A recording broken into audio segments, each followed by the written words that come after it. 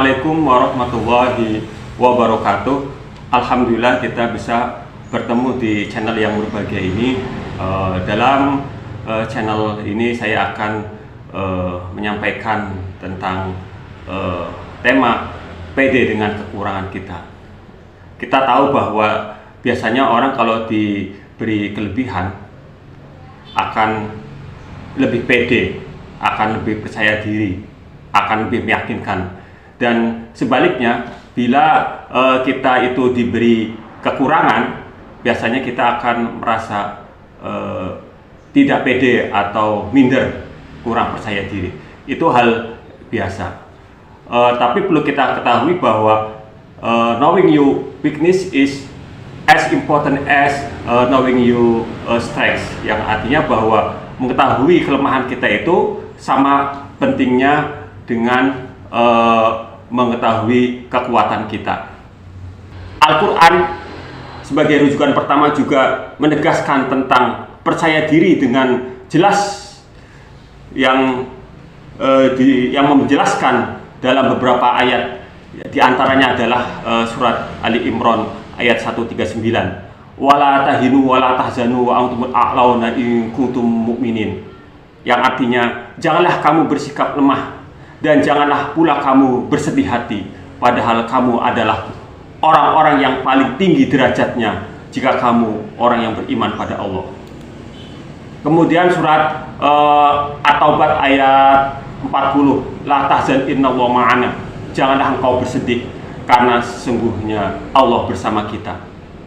Innalladzina qalu rabbuna Allah tsumma istaqamu tatanazzalu 'alaihimul malaikatu alla takhafu wa la tahzanu wa abshiru bil jannati allati kuntum tu'adun. Ini ayat yang menjelaskan tentang percaya diri, ya. Ya, artinya sesungguhnya orang-orang yang mengatakan Tuhan kami adalah Allah, kemudian mereka meneguhkan pendirian mereka, maka malaikat akan turun kepada mereka dengan mengatakan, janganlah kamu merasa takut dan janganlah kamu merasa sedih, dan bergembiralah kamu dengan memperoleh surga yang dijanjikan Allah kepadamu. Surat As-Fussilat ayat 30.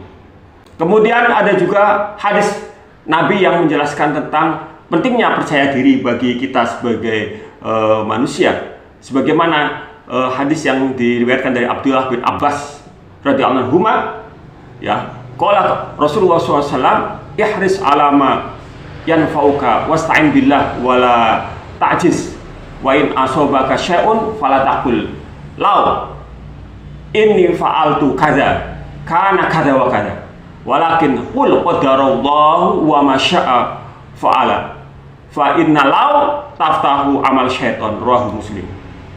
Yang artinya bahwa dari Abdullah bin Abbas, Rasulullah bersabda, mintalah kepada Allah apa yang engkau butuhkan dan mintalah pertolongan kepadanya. Janganlah engkau merasa lemah jika engkau terkena musibah.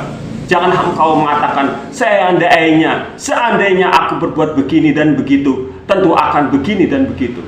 Tetapi katakanlah, qadarallah masyaallah, qadarallah masya'a fa'ala. Allah telah mentakdirkan, dan apa yang Dia kehendaki maka Dia akan lakukan. Karena sesungguhnya ucapan seandainya itu merupakan pintu yang membuka untuk melakukan perbuatan syaitan. Kemudian hadis lain juga menjelaskan an Abi Sa'id Khudri radhiyallahu anhu, qala Rasulullah SAW, la takunu imma'atan taquluna in ahsanan nasu ahsanna wa in dzalamu dzalamna walakin watinu anfusakum in ahsanan nasu an tuhsinu wa in asa'u fala tadzlimu, rawahu Tirmidzi. Yang artinya bahwa dari Abu Sa'id Al-Khudri, Nabi Muhammad bersabda, janganlah kalian menjadi orang yang ikut-ikutan yang berkata, jika orang-orang baik kami pun akan baik, dan jika mereka zalim kami pun akan zalim. Tetapi tetapkanlah diri kalian, jika orang-orang baik kalian juga harus berbuat baik, dan jika mereka buruk janganlah engkau ikut-ikutan berbuat zalim, rawahu At-Tirmidzi. Dalam Al-Quran orang-orang yang menyandang kekurangan atau difabel atau cacat disebut ulu doror, yaitu seseorang yang dalam keadaan darurat. Menurut pandangan syariat, penyandang cacat mendapatkan dispensasi. Tapi bagaimana jika mereka menolaknya? Karena bagi mereka hidup bersandar Tuhan itu mutlak, sehingga apapun yang menimpa diri tidak menjadi penghalang untuk meraih ridho Allah Subhanahu wa taala. Dalam sejarah dijelaskan bahwa ada sahabat Abdullah bin Mas'ud, seorang pengembala yang sangat jujur. Saat beliau masuk Islam, beliau sangat serius menekuni ilmu meskipun fisiknya sangat terbatas, yaitu berbadan kurus, sehingga ia menjadi salah satu penafsir ternama di kalangan para sahabat Nabi. Kemudian ada Abdullah bin Umi Maktum yang menyandang tunanetra. Keterbatasannya bahkan diabadikan dalam Al-Quran, surat Abasa. Abasa wa tawalla ja'ahul a'ma. Dia, Nabi Muhammad, berwajah masam dan berpaling ketika seorang tunanetra, yaitu Abdullah bin Umi Maktum, mendatanginya. Bisa dibayangkan ketika seorang kepala negara, yaitu Nabi Muhammad, sedang berbicara masalah kenegaraan bersama pembesar-pembesar Quraisy, kemudian Ibnu Umi Maktum datang nyelonong masuk ke hadapan Rasulullah, alasannya ingin mendapatkan bimbingan keislaman dari beliau. Sekilas yang dilakukan merupakan perbuatan yang tidak terpuji, namun hal itu wajar karena ia adalah seorang yang tidak dapat melihat alias buta. Sempat beberapa saat beliau telah mendapat perhatian dari Nabi Muhammad SAW. Akhirnya Allah menegur Rasulullah melalui turunnya wahyu surat Abasa. Membahas fisik beliau, bagaimana mungkin seorang yang buta ikut berperang? Ya, ini Ibnu Umi Maktum tak habis akal. Ia mengambil inisiatif menggunakan pakaian hitam-hitam menyelinap ke medan perang sambil menghambur-hamburkan pasir ke arah musuh. Memang hanya itu kemampuan tempur penyandang tunanetra yang berharap terdaftar sebagai junudullah atau tentara Allah. Ibnu Umi Maktum juga ditugasi oleh Rasulullah sebagai tukang azan sholat fajar atau sholat subuh.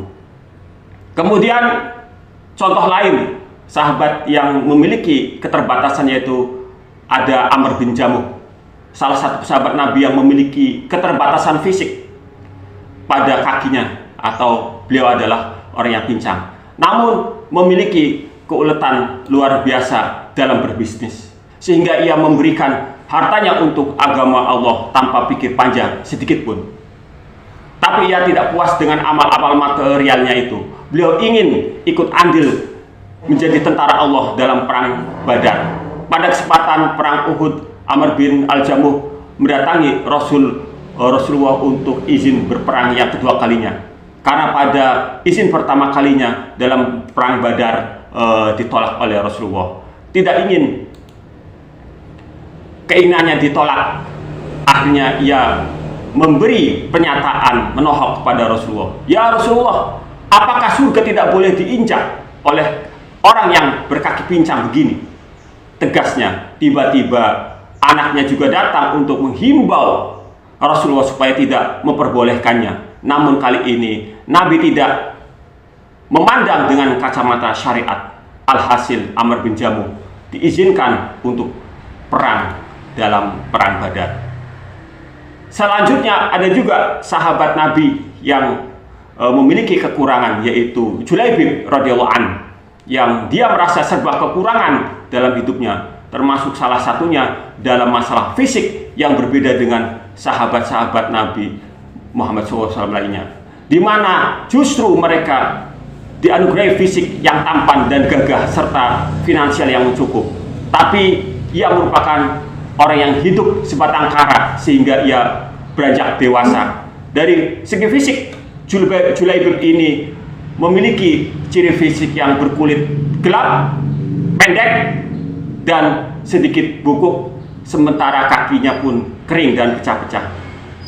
Sebab Julaibib tidak pernah menggunakan alas kaki. Karena kondisi inilah yang kemudian membuat tidak dianggap oleh orang-orang di Madinah, sehingga ia tidak pernah diperhatikan dan bahkan hanya sedikit yang mau bertegur sapa dengan Julaibib. Kemudian pada hari-hari berikutnya Rasulullah menemuinya dan bertanya perihal kesiapan Julaibib tentang pernikahan. Mbak Gayung bersambut. Pada saat itu juga Julaibib menjawab dengan pasti bahwa dia sudah sangat siap untuk menikah. Kemudian mendengar jawaban tersebut, Rasulullah mengajak Julaibib ke suatu tempat di mana Julaibib sendiri tidak mengenali tempat tersebut. Sampai ketika ia tiba di suatu rumah, yaitu rumah petinggi kaum Ansor, dengan bermaksud untuk melamar putri dari petinggi Ansor tersebut untuk Julaibib. Namun ternyata niat baik Rasulullah sempat mendapat penolakan dari istri petinggi Ansor, karena menurutnya selain dari kekurangan fisiknya, hidupnya juga serba kekurangan. Juga asal-usul Julaibib sendiri memang tidaklah jelas. Tetapi di samping itu, putri dari petinggi Ansor ini memberikan jawaban yang berbeda. Dia menerimanya sebab dia yakin itu merupakan perintah dari Allah dan Rasulnya, di mana ia percaya bahwa Allah dan Rasulnya tidak akan pernah menyanyiakannya. Mendengar pernyataan tersebut, maka upacara pernikahan pun mereka gelar, dan secara langsung Rasulullah saksikan sungguh bahwa tidak ada ketetapan yang sia-sia di hadapan Allah. Semua telah memiliki garis takdirnya masing-masing. Pada malam saat upacara pernikahan itu digelar, di mana seharusnya Julaibib dapat menikmati indahnya malam pertama dengan sang istri, namun ketika mendengar Rasulullah akan berangkat untuk berperang tanpa pikir panjang, ia langsung meminta izin kepada sang istri untuk pergi ke perang Uhud. Dari ini menjadi perang terakhir bagi Julaibib, karena selanjutnya beliau gugur dalam perang Uhud tersebut. Kemudian Al-Quran juga menceritakan bagaimana Nabi Musa alaihissalam juga memiliki rasa tidak percaya diri karena memiliki kekurangan, yaitu punya kekurangan dan gagap untuk bicara, atau beliau kurang lancar dalam berbicara. Pertanyaan ini akan muncul ketika mendalami tafsir surat Toha ayat 27 sampai 28, wahlul 'uqdatam min lisani yafqahu qawli, dan lepaskanlah kekakuan dari lidahku agar mereka mengerti perkataanku. Surat Toha ayat 27 dan 28. Ibnu Katsir juga menjelaskan tentang surat Az-Zukhruf ayat 52. Dalam ayat ini berisi tentang Fir'aun yang menyombongkan diri dan menghina Nabi Musa. Ayat tersebut sekaligus menunjukkan bahwa Fir'aun adalah sosok yang fasih berbicara, sedangkan Nabi Musa tidak fasih berbicara. Dalam Al-Quran disebutkan, am ana khairum min hadzal ladzi huwa mahin wa la yakadu yubin. Bukankah aku lebih baik dari orang-orang ini, yaitu Nabi Musa yang hina ini, dan yang hampir tidak dapat dijelaskan atau tidak jelas perkataannya. Surat Az-Zukhruf ayat 52. Nabi Musa menyadari bahwa dia memiliki kekurangan dalam kefasihan berbicara, sehingga khawatir umatnya akan mendustakan dirinya. Untuk itu Nabi Musa meminta kepada Allah SWT untuk mengutus Nabi Harun yang lebih fasih bicaranya untuk mendampinginya. Wa akhi Harun huwa afsahu minni lisanan fa arsilhu ma yarid ayyusaddiquni inni akhafu ayyukadzibun. Dan saudaraku Harun, dia lebih fasih lidahnya daripada aku, maka utuslah dia bersamaku sebagai pembantuku untuk membenarkan perkataanku. Sungguh aku takut mereka akan mendustakanku. Surat Al-Qasas ayat 34. Awal mula Nabi Musa gagap, yaitu sewaktu kecil Nabi Musa pernah membuat Fir'aun marah karena menarik jenggotnya. Kemudian Fir'aun memperkirakan bahwa Musa kelak akan menjadi sosok yang akan menantangnya. Namun dibantah oleh istri Fir'aun Lalu Fir'aun memberi pilihan kepada Nabi Musa, yaitu antara kurma dan bara api. Maka Nabi Musa memilih bara api dan memasukkan ke dalam mulutnya, sehingga Nabi Musa akhirnya memiliki lisan yang cadel, yang pelok atau kurang jelas, kurang fasih. Kemudian dalam tokoh dunia pun kita mengenal ada beberapa tokoh-tokoh yang memiliki kekurangan, tetapi pada akhirnya memiliki kekuatan yang sangat luar biasa, ya. Padahal mereka memiliki keterbatasan fisik, tetapi tidak menghalangi mereka untuk menjadi orang yang berprestasi. Salah satunya yaitu pertama Stephen Hawking. Stephen Hawking ini adalah salah satu fisikawan paling terkenal di dunia. Dan yang menakjubkan, dia bisa mencapai kesuksesan itu dengan keterbatasan fisik yang dimilikinya. Dia diagnosis menderita penyakit saraf neuron atau amyotrophic lateral sclerosis (ALS) ketika berusia 21 tahun. Penyakit tersebut membuatnya mengalami lumpuh total pada tahun 2009. Kendati demikian, keterbatasan fisik tidak pernah menjadi alasan untuk menyerah pada keinginannya dalam mempelajari alam semesta, khususnya mekanika kuantum dan kerangka umum relativitas. Karya terlaris Hawking berjudul A Brief Story of Time yang berhasil bertahan selama 237 minggu di daftar buku terlaris Sunday Times.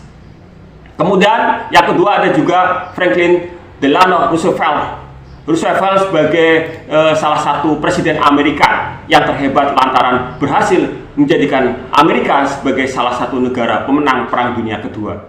Saat memulai karir politiknya, dia didiagnosa menderita polio setelah mengkonsumsi air di sebuah perkemahan. Kondisi tersebut tidak dipublikasikan sampai dia tidak bisa berjalan dan duduk di kursi roda karena takut masyarakat meragukan kompetensinya. Namun Roosevelt membuktikan bahwa kelumpuhan bukanlah hambatan untuk menjadi seorang pemimpin besar. Kemudian yang ketiga ada juga John Hockenberry, seorang jurnalis dan penulis Amerika, 4 kali memenangkan Emmy Award dan 3 kali memenangkan Peabody Award. Hockenberry adalah salah satu jurnalis paling sukses dengan kondisi cedera tulang belakang.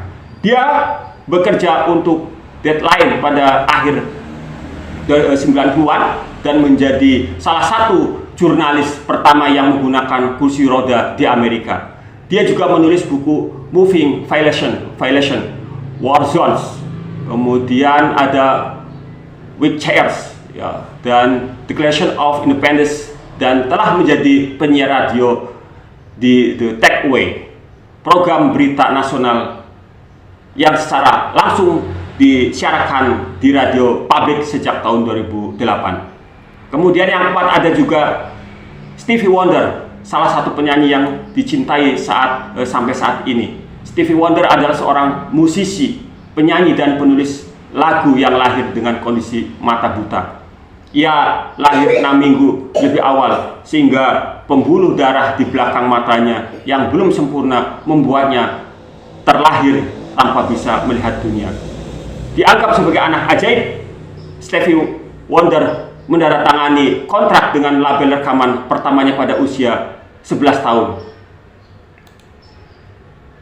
Ini mencatatkan bahwa Stevie Wonder telah mengeluarkan 30 hits lagunya di Amerika Serikat, termasuk singlenya yang berjudul Superstition, Serduk, and I Just Call to say I Love You. Kemudian yang kelima ada juga Helen Keller. Helen Keller adalah seorang penulis Amerika, aktivis politik dan dosen. Helen Keller adalah orang tuli dan buta pertama yang mendapat gelar sarjana. Bayangkan, buta dan tuli tetapi bisa mendapatkan gelar sarjana. Kisahnya terkenal dan dibuatkan drama dan film, yaitu film The Miracle Worker, yang mendokumentasikan bagaimana gurunya Anna Sullivan mampu mengembangkan bahasa yang bisa dimengerti oleh Helen. Helen menulis 12 buku termasuk autobiografi spiritualnya, yaitu My Religion. Dia juga menjadi anggota partai sosialis di Amerika dan berkampanye untuk hak-hak perempuan dan buruh lain. Ini gambaran yang sangat jelas bagaimana orang-orang yang memiliki kekurangan tapi tetap bisa berprestasi, karena kekurangan bukanlah halangan untuk tetap berekspresi dan berprestasi. Mudah-mudahan channel ini bisa bermanfaat. Kita tunggu channel selanjutnya untuk cerita dan berita-berita yang menarik. Dari saya, wassalamualaikum warahmatullahi wabarakatuh.